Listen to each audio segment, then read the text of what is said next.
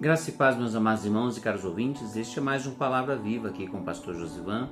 Sou pastor da Primeira Igreja Batista em Vila Ramos, aqui na Avenida Coronel Alves Rocha Filho, 390, na Zona Leste. Antes de começarmos a leitura, conto com a sua colaboração, compartilhando, fazendo a sua inscrição caso não seja inscrito e deixando um comentário em relação ao local que você está recebendo esse Palavra Viva, ou até mesmo um pedido de oração. Eu quero ler com vocês o Salmo de número 85, apenas 2 versículos, o verso de número 9 e o verso de número 10. Diz assim a palavra do Senhor: Próxima está a salvação dos que o temem, para que a glória habite em nossa terra. A graça e a verdade se encontrarão, a justiça e a paz se beijarão. Aqui eu queria deixar uma pergunta, para que a gente tenha condições de refletir, à luz desse texto, o que Deus está fazendo por nós. A pergunta é a seguinte: como pode um Deus justo, santo, perdoar pecadores sem ferir a sua santidade? Vou repetir: como pode um Deus justo perdoar pecadores sem ferir a sua santidade? Pois bem, olhando para esse texto, não temos muita preocupação, porque em Deus tudo tem harmonia. Por que em Deus tudo tem harmonia? Porque Deus perdoa sem ferir a sua justiça, a sua santidade. A diferença é que o que Deus fez por nós em relação ao que o homem pensa vai muito além da nossa compreensão humana. Porque só um Deus grande, justo, misericordioso pode fazer valer a sua justiça, porque justiça requer punição. A Bíblia diz que o ser humano pecou e destituído está da glória do Senhor, e que o salário do pecado é a morte. Portanto, a humanidade tinha que morrer. Então, quando a Trindade decide fazer o homem, está lá em Gênesis capítulo 1, verso 27, façamos o homem a nossa imagem e semelhança, macho e fêmea os criou. Lembre-se que homem para Deus é o casal, macho e fêmea os criou. O ser adâmico não é sexo masculino, é o casal. Então, quando Deus cria o homem,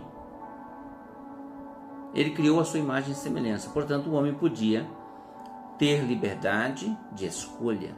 E só um Deus gracioso dá liberdade de escolha. O pecado entrou na humanidade e a consequência é a morte. Então, para que a humanidade pague o preço, ela precisa morrer. A diferença é que Deus decide assumir a forma humana. E aí nós temos no Evangelho de João, capítulo 1, verso 14, que o Verbo se fez carne e habitou entre nós, cheio de graça e de verdade. Então Deus assume a forma humana para executar justamente a morte da humanidade. Para que você possa entender isso, é como se a Trindade, Pai, Filho e Espírito Santo, no ato da criação do homem, chegasse a uma conclusão. Ao criar a nossa imagem e semelhança, Ele pode nos negar. Deus fala, não tem problema nenhum. Se Ele nos negar, se Ele pecar, Ele vai morrer. Então, quando o homem peca, a sentença foi dada, morte. O que Jesus veio fazer neste mundo foi executar a justiça de Deus. Portanto, a humanidade tem que morrer. Uma vez que Ele nasce como um de nós, abriu mão da sua glória, nasce numa manjedoura simples, aquele que é Criador dos céus e da terra, não tinha lugar para nascer, nasceu numa estrebaria, numa manjedoura. Este veio abrindo mão da sua glória e se tornou um de nós.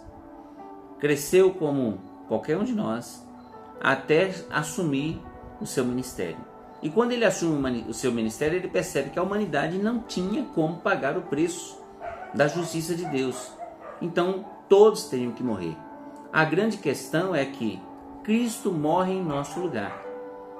Cristo toma sobre si as nossas dores. Cristo toma sobre si as nossas mazelas. Por isso que o texto diz: a graça e a verdade se encontrarão, a justiça e a paz se beijarão. Porque o mesmo Deus que requer justiça é o Deus que faz justiça nele mesmo. O Deus da salvação. E aí, é como se o Filho, depois de executar a morte da humanidade na cruz do Calvário, chegasse diante de Deus e apresentasse toda a humanidade morta. A figura seria como se Deus apresentasse todos ensanguentados. Jesus está diante do Pai e do Espírito dizendo: prontos, todos estão mortos. O sangue está sobre eles, mas é o sangue do Cordeiro que tira o pecado do mundo. E uma vez que a justiça foi feita, aplacada, agora o Filho olha para o Espírito Santo e diz: eis um lugar para você morar. Por isso que aquele que confessa Jesus é templo do Espírito Santo, morada de Deus. O amor de Deus fez com que o seu único filho fosse morto ali na cruz, para que eu e você não perecesse. Portanto, próximo está a salvação dos que o temem, daqueles que confessam o Senhor Jesus, daqueles que, olhando para a obra da cruz, percebem que a graça de Deus e a verdade que estava imposta sobre a humanidade que deveria morrer, ela se encontraria e se encontrou em Jesus. A justiça e a paz se beijaram, porque a justiça foi feita e a paz para aqueles que declaram o Senhor Jesus como único e suficiente Salvador foi derramada de uma vez por todas. Portanto, não há salvação em nenhum outro nome dado entre os homens, nem no céu nem na terra, pelo qual devamos ser salvos, a não ser o nome de Jesus. Portanto, entregue sua vida a Jesus e receba essa verdade para a vida eterna, a tua vida, que é a coisa mais importante que você deveria considerar. Porque nu chegamos neste mundo e quando partirmos daqui também não levaremos nada. Mas a salvação nós definimos aqui, quando confessamos Jesus como Senhor e Salvador das nossas vidas, para que a justiça e a paz seja estabelecida sobre a minha e a sua vida. Entregue sua vida a Jesus. Não fique longe dos caminhos do Senhor. Vamos orar? Pai querido, Pai eterno, muito obrigado, porque em Cristo Jesus a graça redentora do Teu amor foi derramada sobre nós. O perdão foi liberado, ó Deus, e nós cremos no perdão dos nossos pecados em Cristo Jesus. E te pedimos, ó Pai, derrama esta fé salvadora nos corações que estão ouvindo essa palavra hoje. Em nome de Jesus. Sabemos que tem pessoas que depositam suas maneiras de crença e sua fé em objetos, em coisas. Sabemos que isso foi construído por mãos humanas e isso não traz salvação. Eu te peço, ó Pai, em nome de Jesus, derrama a fé salvadora, pois só o Senhor é Deus, só o Senhor salva, só o Senhor redime o pecador. Em nome de Jesus, nós te pedimos, ó Pai, sobre cada um que está ouvindo esta palavra viva agora, toca neste coração, trazendo certeza de salvação e confessar de pecados, para remir, para ser salvo, para ser resgatado das trevas para a tua luz, ó Pai. Em nome de Jesus nós te pedimos essas bênçãos. E te peço, ó Deus, socorre os enfermos, os enlutados, aqueles que estão passando por grandes dificuldades, tem misericórdia. Visita o lar da viúva e do órfão, sustenta cada lar, cada família, cada casal. Nós te pedimos essas bênçãos, ó Deus, não porque somos merecedores, mas confiados no teu grande amor.